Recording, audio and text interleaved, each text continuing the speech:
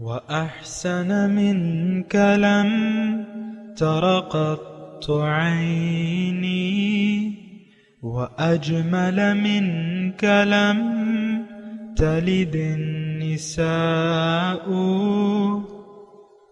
خلقت مبرأ من كل عيب خلقت مبرأ من كل عيب كأنك قد خلقت كما تشاء كتاب أنزلناه إليك مبارك ليدبروا آياته وليتذكر أولو الألباب۔ یہ کتاب برکت والی ہے جسے ہم نے آپ کی طرف نازل فرمایا ہے تاکہ دانش مند لوگ اس کی آیتوں میں غور و فکر کریں اور نصیحت حاصل کریں۔ اللہم صلی علی سیدنا محمد وعلی آل سیدنا محمد بعدد کل ذرۃ مئۃ الف الف مرۃ۔ سامعین و ناظرین کرام، السلام علیکم ورحمۃ اللہ وبرکاتہ۔ سامعین کرام، سورہ تغابن آیت نمبر 1۔ آج کا موضوع ذکر الہی کا مطلب کیا ہے، اس کے ساتھ آج کے سبق کا آغاز کرتے ہیں۔ سب سے پہلے گزشتہ سبق کا اعادہ ہوگا۔ وَأَنفِقُوا مِمَّا رَزَقْنَاكُم مِّن قَبْلِ أَن يَأْتِيَ أَحَدَكُمُ الْمَوْتُ فيقول رب لولا أخرتني إلى أجل قريب فأصدق وأكن من الصالحين۔ اور تم اس مال میں سے جو ہم نے تمہیں عطا کیا ہے اللہ کی راہ میں خرچ کرو قبل اس کے کہ تم میں سے کسی کو موت آ جائے، پھر وہ کہنے لگے اے میرے رب، تو نے مجھے تھوڑی مدت تک کی مہلت اور کیوں نہ دے دی کہ میں صدقہ و خیرات کر لیتا اور نیکوکاروں میں سے ہو جاتا۔ وَلَن يُؤَخِّرَ اللَّهُ نَفْسًا إِذَا جَاءَ أَجَلُهَا وَاللَّهُ خَبِيرٌ بِمَا تَعْمَلُونَ۔ اور اللہ ہرگز کسی شخص کو مہلت نہیں دیتا جب اس کی موت کا وقت آ جاتا ہے، اور اللہ ان کاموں سے خوب آگاہ ہے جو تم کرتے ہو۔ سامعین کرام، سورہ تغابن آیت نمبر 1، لفظی ترجمہ یسبح للہ ما فی السماوات و ما فی الارض، جو مخلوقات آسمانوں اور جو مخلوقات زمین میں ہے سب اللہ کی تسبیح بیان کر رہی ہے۔ لہ الملک، حکومت اسی کی ہے، وَلَهُ الْحَمْدُ، تعریف کے قابل وہی ذات ہے، وَهُوَ عَلَى كُلِّ شَيْءٍ قدیر، اور وہ ہر چیز پر قادر ہے۔ هُوَ الَّذِي خَلَقَكُمْ، اللہ تعالیٰ وہ ذات ہے جس نے تمہیں پیدا کیا، وَمِنْكُمْ كَافِرٌ وَمِنْكُمْ مُؤْمِنٌ، بس تم میں سے کوئی کافر ہے کوئی مومن ہے۔ وَاللَّهُ بِمَا تَعْمَلُونَ بصیر، اور اللہ تعالیٰ دیکھ رہا ہے جو تم کر رہے ہو۔ سامعین اکرام، سورہ تغابن اس کا بنیادی موضوع جو ہے وہ دعوت، ایمان باللہ، اخلاق اور اطاعت، یعنی اللہ تعالیٰ پہ ایمان اور اخلاق حسنہ اور اطاعت خداوندی، یہ موضوع ہے اس کا۔ اور تقریباً اس کا نزول جو ہے وہ مکے کا معلوم ہوتا ہے، اور جبکہ حضور صلی اللہ علیہ وسلم اٹھے اور ان کو کہا گیا کہ قوم فانذر، وربک فکبر وثیابک فطہر یا ایہا المزمل قم. تو یہ تقریباً یعنی مکے کا وہ ہے. اور دیکھیں مکے کا شان نزول تو ہے، لیکن آج میں آپ کو یہ بتا دوں کہ حالات دور جاہلیت سے زیادہ مختلف نہیں ہیں. وہ بھی اپنے آباء و اجداد کے دین پر اڑے ہوئے تھے، ہم لوگ بھی مذہب اسلام پہ تو ہیں، لیکن جو نظریہ ہم نے پایا ہے بے مقصدیت کا اپنے آباء و اجداد کے سے، تو اس سے ہم پیچھے ہٹنے کو تیار نہیں ہیں. ہمارے آباء و اجداد یقیناً میں بڑے دعوے سے کہوں گا کہ ان کا بھی کوئی مقصد زندگی نہیں تھا. ہمیں بھی ایک بے مقصدیت والا ماحول ملا ہے اور ہم اپنے رب کے سامنے سر جھکانے کے لیے تیار نہیں ہیں. نہ رب ہمارا مقصود ہے، نہ ہم اپنے رب کو مقصود حقیقی بنانے کے لیے تیار ہیں. بلکہ ہماری جو حالت ہے اس وقت جو بے دینی ہے، دیکھیں مشرکین مکہ جو تھے یہ دعوے دار تھے کہ ہم ملت ابراہیمیہ پر ہے. پھر ان میں بت پرستی شروع ہو گئی، اور مجھے کہنے میں یہ کوئی بات نہیں ہے کہ ہمارے آباء و اجداد اور ہم بشمول ہم یہ ملت رسول یا ملت ابراہیمی کے دعوے دار تو ہیں، لیکن ہم میں بھی بت پرستی پیدا ہو گئی ہے. اور وہ بت کیا ہے کہ دنیا کو ہم بت بنا کے اس دنیا کے بت کی پوجا کر رہے یا پوجا میں مصروف ہیں. وہ بت پرستی ہم چھوڑنے کے لیے تیار نہیں ہیں. دیکھیں شروع کرتے ہیں اپنا مضمون سورہ تغابن کا، اور اس میں اگر آپ دیکھیں کہ اللہ تعالیٰ ہمیں یہ بتا رہا ہے، جو پہلی جو آیت ہے کہ زمین اور آسمان کی تمام مخلوقات اللہ تعالیٰ کی تسبیح بیان کر رہی ہیں. اس کا میں نے معنی پہلے بھی بیان کیا ہے، آج پھر تھوڑا سا اس پہ بات کرتے ہیں کیونکہ دوبارہ بات آئی ہے. انسان اکثریت کے پیچھے چلتا ہے.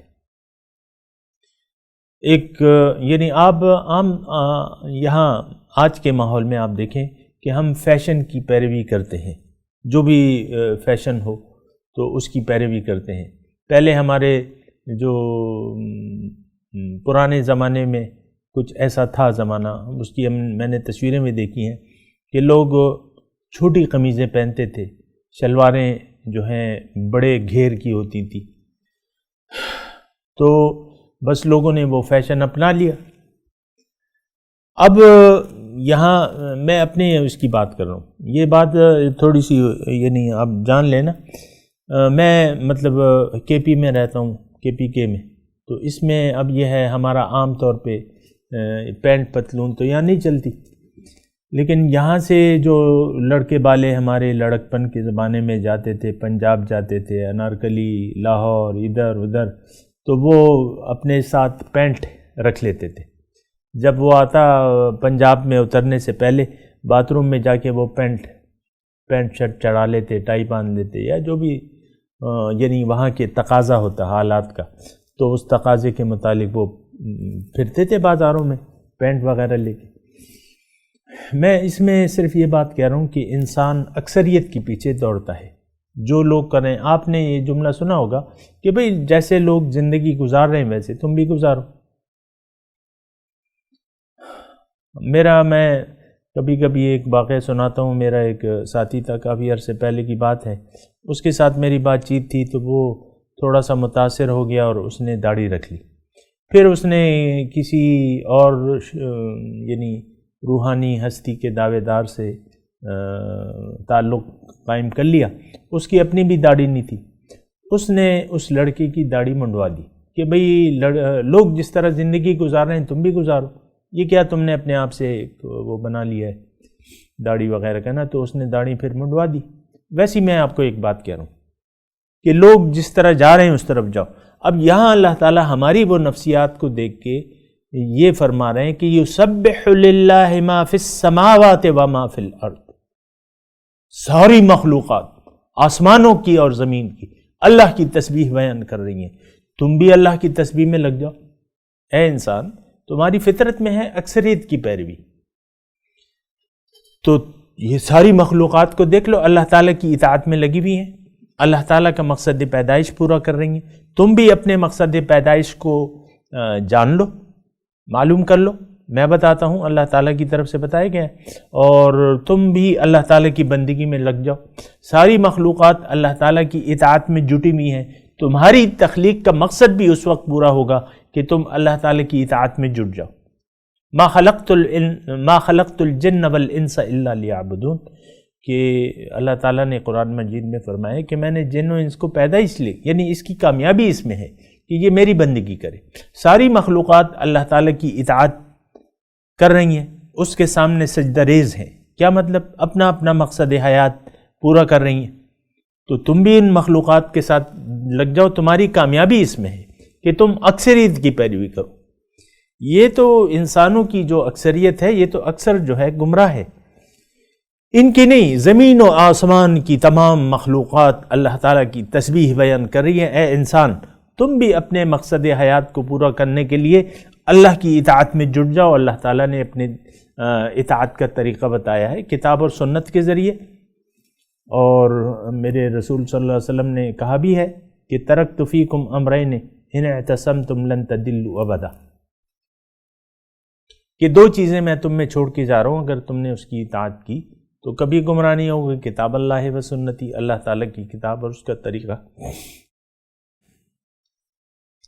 تو یسبح للہ ما فی السماوات والارض، اس کے یعنی مضمون تو اس میں بہت ہے، لیکن میں نے وقتاً فوقتاً بیان کیا بھی ہے، تو اس وقت میں یہی نقطہ میں نے بیان کیا کہ تمام مخلوقات اللہ تعالیٰ کی تسبیح اور تمہید میں لگی ہوئی ہیں، یعنی جو جو ان کا مقصد تخلیق ہے اپنے زبان حال سے وہ اللہ تعالیٰ کی تسبیح میں لگی ہوئی ہیں بالفعل۔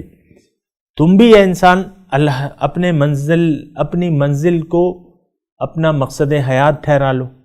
ہماری منزل کیا ہے؟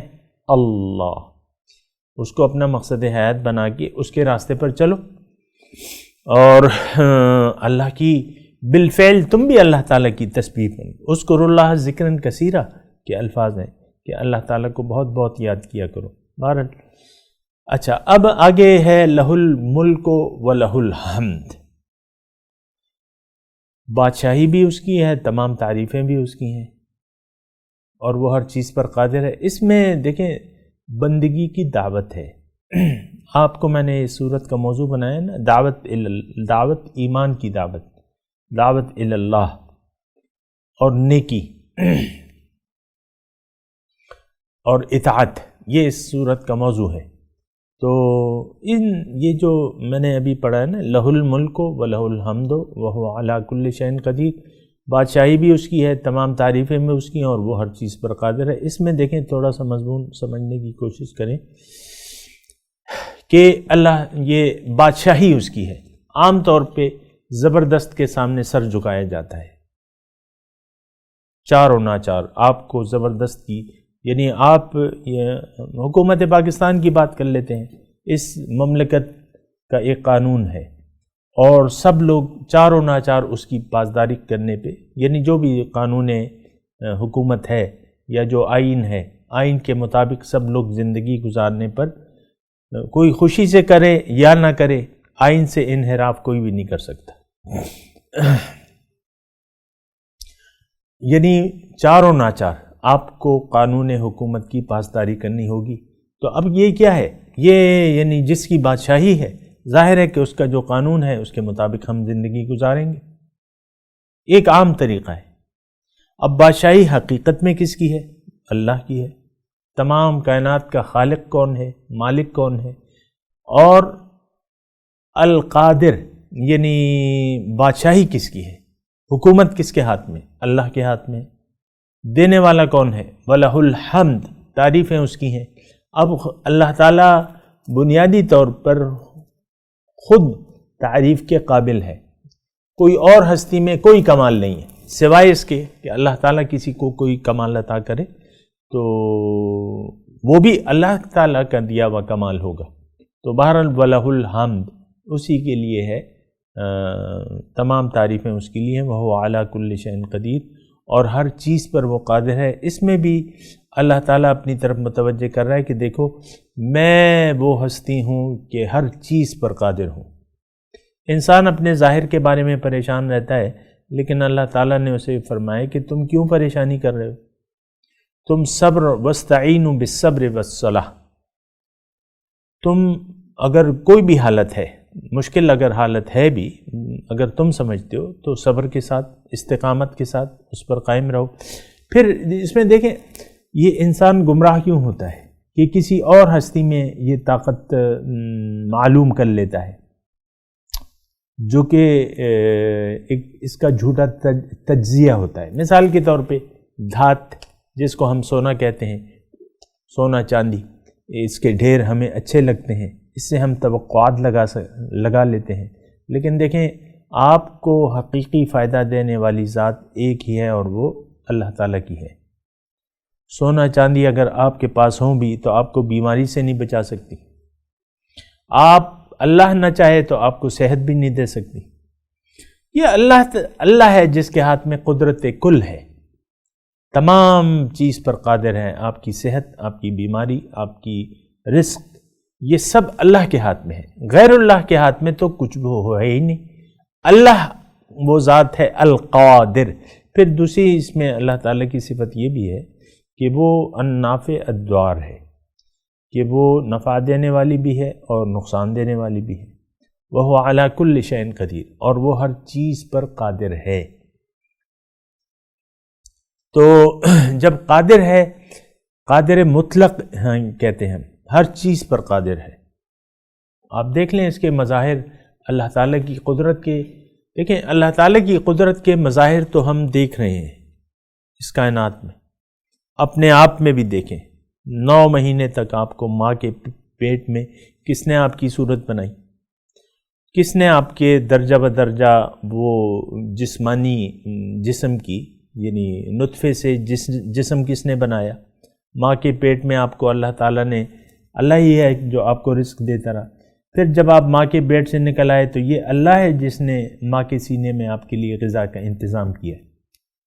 6 ماہ تک یعنی بچے کی پہلی غذا جو ہے وہ ماں کا دودھ ہے۔ یہ کس نے پیدا کیا ہے؟ یہ اس میں طاقت کس نے رکھی ہے؟ تو علی کل شیء قدیر۔ تو دیکھیں اس میں مضمون کو تھوڑا سا اگر میں اور آپ محسوس کریں تو وہ یہ ہے کہ دیکھیں انسان، اے غافل انسان، اے اللہ تعالیٰ کی قدرتوں سے غافل انسان، اے اللہ تعالیٰ کی بادشاہی سے غافل انسان، اے خوبیوں والے اللہ کی قدرت سے غافل انسان، تم دیکھ لو کہ بادشاہی آج بھی، کل بھی اس کی تھی، آج بھی اس کی ہے۔ اللہ کے دامن میں آ جاؤ، اللہ کو اپنا مددگار اور دوست بنا لو۔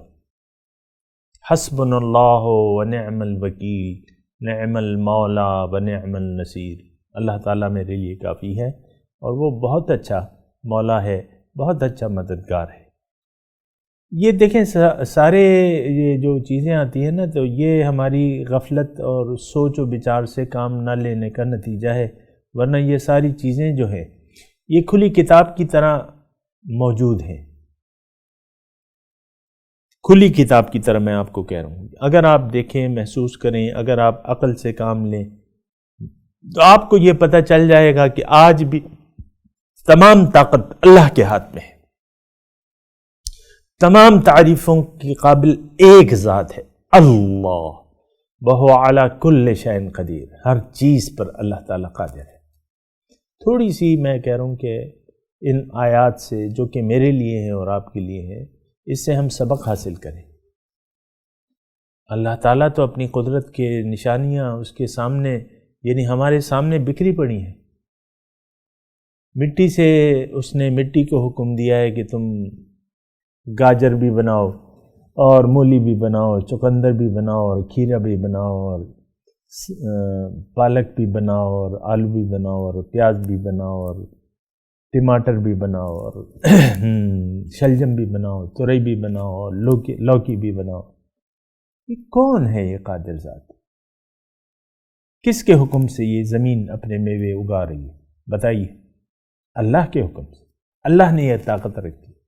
ایک طویل فہرست ہے سبزیوں کی، طویل فہرست ہے اناج کی، طویل فہرست ہے پھلوں کی، کیا کیا چیزیں اللہ تعالیٰ ہمارے لیے بنا رہے ہیں۔ زمین سے ہمارے لیے کپڑے اگا رہا ہے، زمین سے کاٹن کہاں سے آتی ہے اس سے پھر آپ کپڑے بنا لیتے ہیں۔ زمین سے ہمارے لیے اللہ تعالیٰ نے توانائی کے خزانے اس میں چھپا دیے، پیٹرول ہے، گیس ہے، کوئلہ ہے، وغیرہ وغیرہ۔ پھر آج کل آسمان سے اللہ تعالیٰ نے توانائی، سورج کی روشنی کو توانائی کا ذریعہ بنا دیا ہے، سولر ٹیکنالوجی۔ صرف آپ نے سورج سے فائدہ لینے کا ایک آلہ بنا لیا، شیشہ، سولر پینل، باقی روشنی اور توانائی تو اللہ تعالیٰ کی دی ہوئی ہے۔ علی کل شیء قدیر، اللہ تعالیٰ ہر چیز پر قادر ہے۔ تو بہرحال دیکھیں یہ ایک آیت جو ہے، یسبح للہ ما فی السماوات والارض، اور میں اس میں تھوڑا سا ایک وہ آیت بھول بھی گیا، یہ یسبح للہ وہ یہ تھی کہ وَإِن مِّن شَيْءٍ إِلَّا يُسَبِّحُ بِحَمْدِهِ وَلَكِن لَّا تَفْقَهُونَ تَسْبِيحَهُمْ۔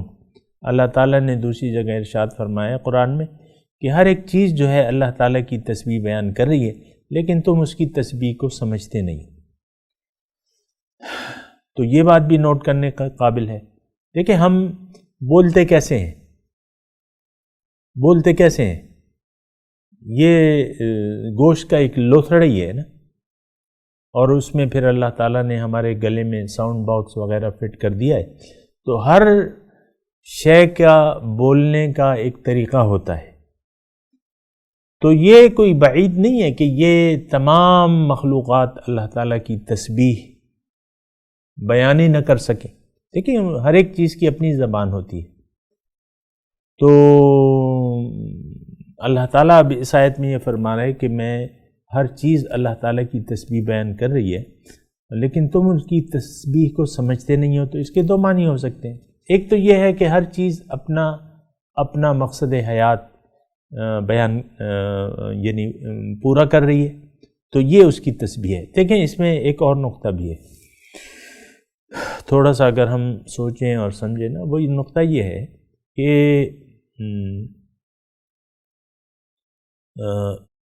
یہ اللہ تعالیٰ کی جو تسبیح، دیکھیں انسان ذکر الہی، اللہ تعالیٰ نے فَاذْكُرُونِي أَذْكُرْكُمْ، تم مجھے یاد کرو میں تمہیں یاد کروں گا۔ تو ذکر کا جو معنی ہم لیتے ہیں وہ تو بہت محدود معنی ہے کہ آپ نے تسبیح اٹھا لی اور اس کو یعنی اس کے دانے پلٹنے لگے اور زبان سے آپ، یہ بہت محدود معنی ہے۔ میں اس کی یعنی اس سے انکار تو نہیں کرتا کہ وہ ذکر نہیں ہے، لیکن میں کہہ رہا ہوں یہ بہت محدود معنی ہے۔ اللہ تعالیٰ اس آیت میں فرمائے فَاذْكُرُونِي أَذْكُرْكُمْ، تم مجھے یاد کرو میں تمہیں یاد کروں گا۔ اب اللہ تعالیٰ اگر ذکر کا ہم وہی معنی لے لیں جو ہم نے لیا ہوا ہے کہ تسبیح پہ ذکر ہی کو ہم محدود کر دیں، تو پھر اللہ تعالیٰ کیسے ہمارا ذکر کرے گا، اس کا کیا معنی ہے؟ تو لیکن سمجھنے کی ضرورت ہوتی ہے، اور وہ یہ ہے کہ اللہ تعالیٰ اس آیت میں یہ فرما رہا ہے کہ تم مجھے میری اطاعت سے یاد کرو، میں تمہیں اپنی رحمت سے یاد کروں۔ تو ذکر کا ایک معنی یہ بھی ہے کہ یعنی انسان اگر، دیکھیں میں مختصر طور پہ یہ بات کروں، انسان اگر اپنی منزل کو پہچان کے اس کو اپنی منزل بنا لے، یعنی اللہ میری منزل ہے، اور کہہ دے کہ ان صلاتی و نسکی و محیایا و مماتی للہ رب العالمین، کہ میری نماز، میری قربانی، میری زندگی، میری موت اللہ کے لیے ہے جو کہ رب العالمین ہے، تو لا شریک لہ و بذالک امرت وانا اول المسلمین، اس کا کوئی شریک نہیں، اور سب سے پہلے ایمان لانے والا میں ہوں۔ تو انسان اگر اللہ کو منزل بنا کے اللہ کے راستے پر چل پڑے اور اپنی زندگی اللہ تعالیٰ کے حکم کے مطابق گزارنے لگے کامل طریقے سے، یہ جیسا کہ حکم ہے کہ ادخلوا فی السلم کافہ، دین میں پورے کے پورے داخل ہو جاؤ، تو یہ شخص جو ہے یہ ذاکر بن گیا، اللہ کو ہر وقت یاد رکھتا ہے۔ وَلَا تَكُونُوا كَالَّذِينَ نَسُوا اللَّهَ فَأَنسَاهُمْ أَنفُسَهُمْ، تم مانند نہ ہو جانا ان لوگوں کی جنہوں نے اللہ کو بھلا دیا بطور مقصود، محبوب اور مطلوب۔ فَأَنسَاهُمْ أَنفُسَهُمْ، نتیجتاً وہ اپنے آپ کو بھی بھول گئے، یعنی اپنے آپ کو بھلا کے زندگی گزارنے لگے۔ تو دیکھیں اللہ تعالیٰ کو یاد رکھنا، الذین کانت اعینہم فی غطاء عن ذکری وکانوا لا یستطیعون السمع، یہ وہ لوگ ہیں کہ ان کے دل اعینہم فی غطاء عن ذکری، ان کی آنکھیں جو ہیں پردے میں ہیں اللہ میری یاد سے، اللہ تعالیٰ فرما دے۔ تو دیکھیں اس معنی کو آپ سمجھنے کی کوشش کریں، میں بھی کرتا ہوں۔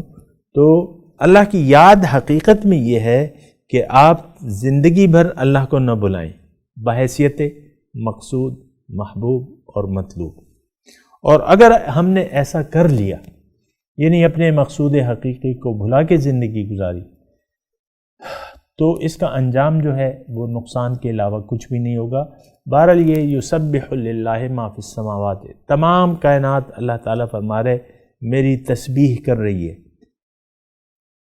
یعنی جس مقصد کے لیے میں نے پیدا کیا ہے وہ مقصد پورا کر رہی ہے۔ اے انسان تمہیں کیا ہوا، تم بھی اللہ تعالیٰ کی تسبیح و تمہید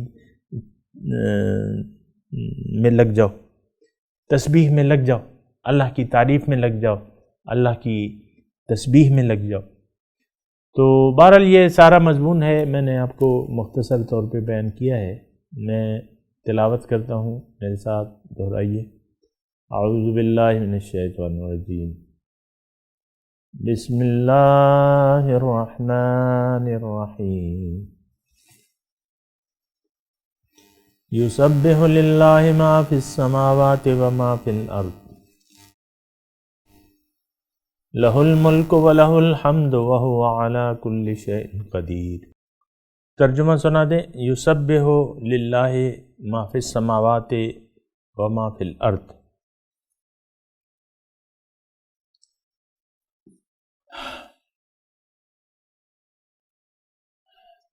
اللہ کی تسبیح بیان کرتی ہے ہر وہ چیز، ہر وہ مخلوق جو آسمانوں میں ہے، جو زمین میں ہے۔ لہ الملک و لہ الحمد، اسی کی بادشاہی ہے اور تمام تعریفیں اسی کی ہیں۔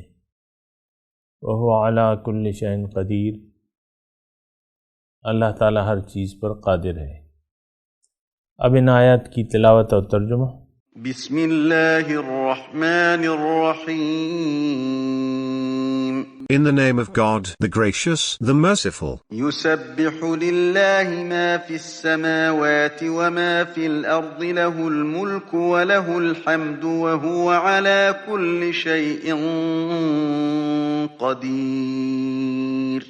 Everything in the heavens and the earth praises God. To him belongs the kingdom, and to him all praise is due, and he is able to do all things. اس کے ساتھ ہی آج کے درس کا وقت اختتام کو پہنچا۔ انشاءاللہ اگلے درس میں ملاقات ہوگی۔ وآخر دعوانا ان الحمدللہ رب العالمین، والسلام علیکم ورحمۃ اللہ وبرکاتہ۔